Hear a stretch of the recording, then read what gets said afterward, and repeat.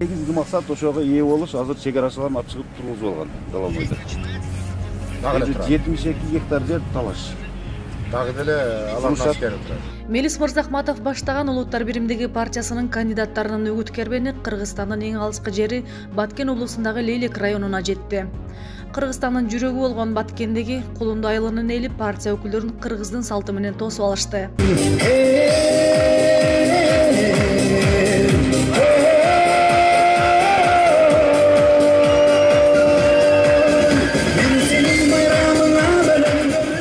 Чек арага чеп боло турчу Баткендин гана эмес, кыргыз элинин сыймыктуу уулу Саитжан Яратов адегенде эле жергиликтүүлөрдүн көкөйүнө тийген чек ара маселеси тууралуу кеп козгоду. Ардактуу Иста атап өскөн Лейлек жеринен Кыргыз Республикасы башталат. Ошол мамлекеттер менен Кыргыз Республикасы эч качан кызыктар эмес, курал менен көтөрүп, согуш менен маселелерди чечүүгө. Чек ара маселеси автомат Калашниковдун курал менен чечилбеш керек. Чек ара маселеси достук менен, биримдик ынтымак менен, элдик дипломатия менен чечилиш керек. Биздин партиянын программасында биринчи пункт болуп улуттук коопсуздук коюлду. Ал аябай туура багыт. Улуттук коопсуздуктун ичинде чек ара коопсуздугу, чек ара маселелери коюлду. Ошондуктан мен ойлоймун, бул аябай туура жөнөдү, аябай туура багыт. Чек ара тынч, эл тынч. Чек ара көйгөйүнүн жолго түшүшү баткендиктердин башкы мүдөөсү. Бул маселе талапкерлерге да кабыргасынан коюлуп. Партия төрагасы Мелис Мырзахматов коопсуздуктун бир нече факторлорун санап, эң башкысы чек арада жашаган элге шарт түзүп берүү зарыл деди.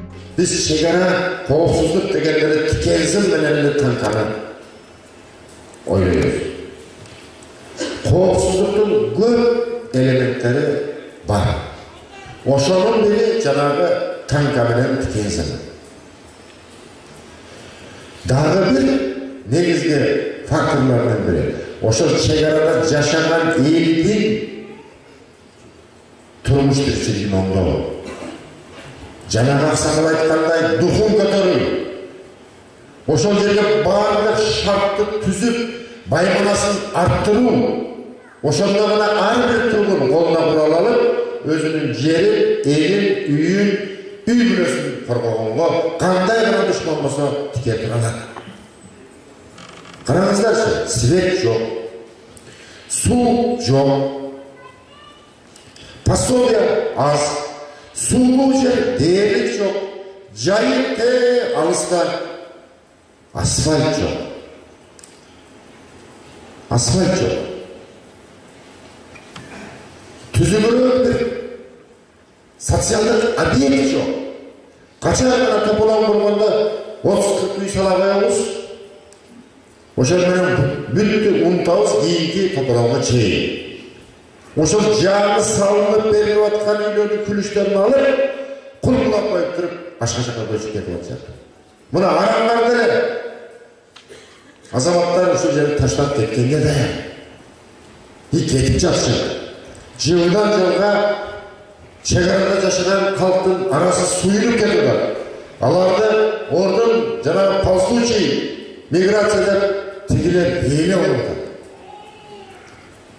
Биз чек арада тикенсиз таптардан муну танка коюу менен бирге биринчи кезектеги чек ара аймагындагы элдин, калктын турмуш тиричилигин ел өзү коргой турган ахвалга, деңгээлге көтөрүшүбүз керек.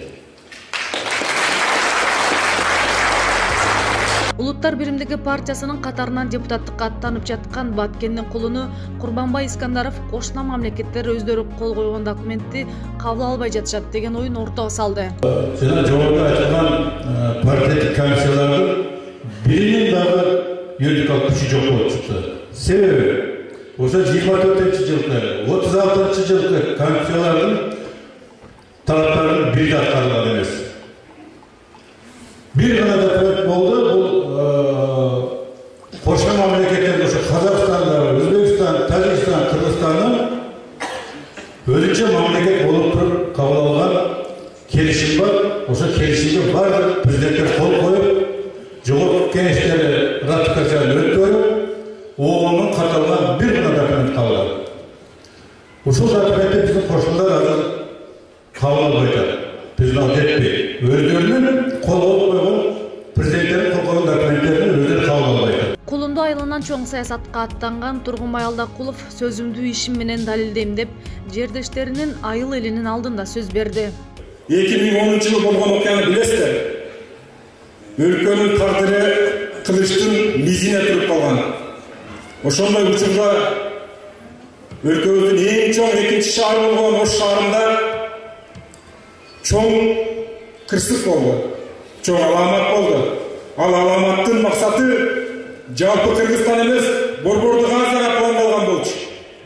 Ошол нерсени мына биздин төрүбүздө отурган биздин лидерибиз көргөчтүгү менен, тыраакылыгы менен, мыкты менеджерлиги менен жөндөп кетти. Неспир жошко бир кол чакырыңыздар.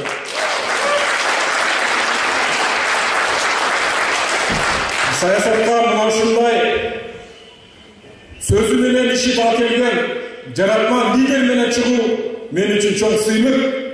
Мен ишенимдүү түрдө айта алам. Кудайым буйруп, сиздер колдоп парламентке барып калсак, биздин урааныбыз, менин урааным сөзүмдү ишим менен далилдейм. Сөзүмдү ишим менен актап берем. Келген шайлоочулардын катарында жаш келин Мелис Мырзахматовдун ишин баалап, ага арнап ыр жазган. Бул жолу ушуну көптөн бери күткөнүн айтып, ырын окуп берип, алып коого алынды. Мелис Мырзахматовага сиз да кичине кезинде ушунчалык согуш болгон маалда, урушта согуш болгон маалда ушунча кызматыңызды көрсөткөнсүз. Ошол кызматыңызды мен эске алып, сизге да арнаган ырым бар. Анда эмесе кабыл алып койсоңуз. Кереметтүү Ош өзүнчө гүлдөткөн, ынтымакка жолдоп элди үйрөткөн Мырзахматов Мелис агабыз аттуу кыргыз үчүн Ошто бийик бүлөскөн. Оштогу бир тополоң бир согуштан кыйын болгон ошондо ар бир конушта бириктирип эки улутту Мелис агам себеп болгон элинде тынч болушка.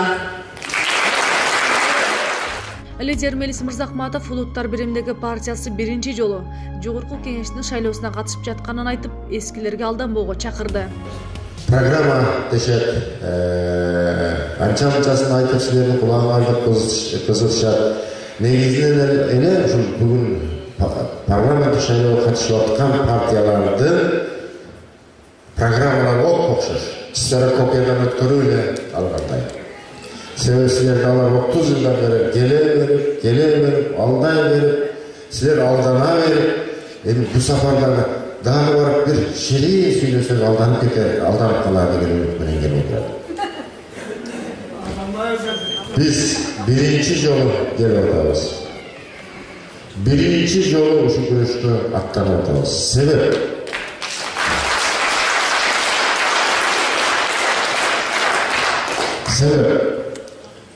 мына тегде Тоғод акласында ушунчалык адам бийликке төйгөн, ушунчалык адам байлыкка төйгөн. 30 жылдан бери ушул элди алдап, элге камсынып келишет. Эгер барып калган болсо, баласын, күйөө баласын, небересин кошуп атышат азыр. Кары электери жылда партиядан партия алмаштырып, силердин көздөрдү боеп келип атат.